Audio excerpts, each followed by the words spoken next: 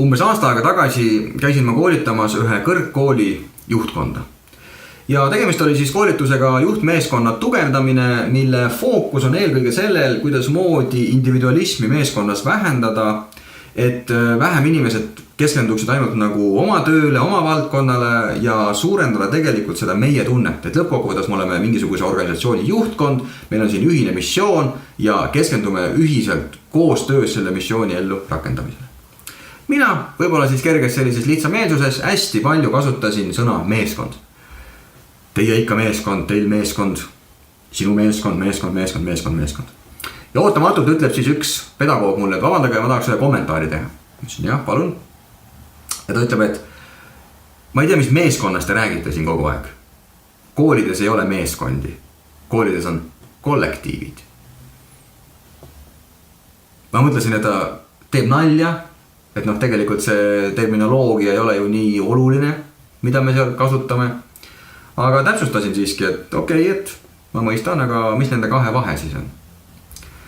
Ja ta ütles, et meeskonnal on ühine eesmärk, kollektiivil on ühine tööandja. Ja ma sain aru, kui kõnekas see tegelikult oli, sest tegelikult nii ongi.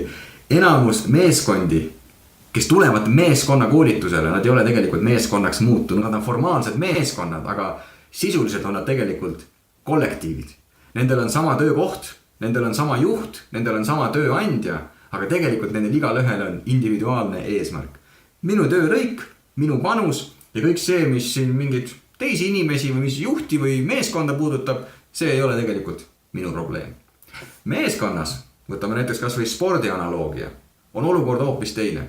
Kujutan ette, et sul on viis naist või 5 meest, kes lähevad korvpalli mängima ja igaüks tegelikult läheb sinna mingit oma asja tegema.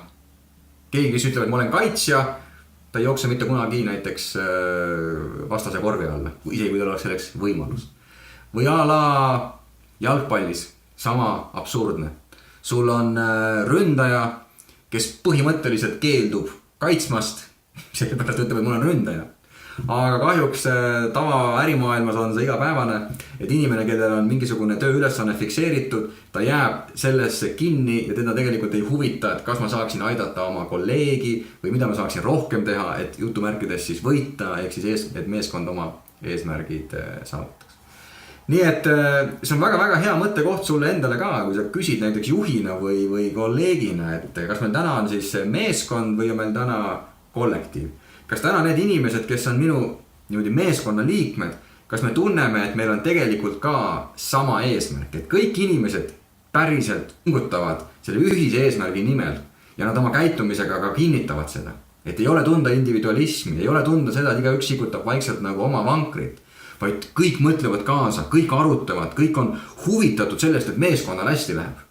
On valmis tegema kompromisse, on valmis tegema järele andmisi, on valmis tegema lisapingutuse kellegi nimel või meeskonna nimel. Või me oleme pigem ikkagi kollektiiv, me käime küll koosolekutel, aga need on pigem sellised passiivsed, igavad, kõik istuvad, kuulavad, juht räägib, kõik noogutavad kaasa, koosolek saab läbi, igaüks läheb vaikselt oma tööd tegema, mille ta võib ära teha ju väga hästi, isiklikud tulemused võivad ju väga head olla, aga sa tunned, et tegelikult kõrvalt vaatajana see ei ole meeskond, kes tegelikult pingutab, võitleb ühise eesmärgi nimel.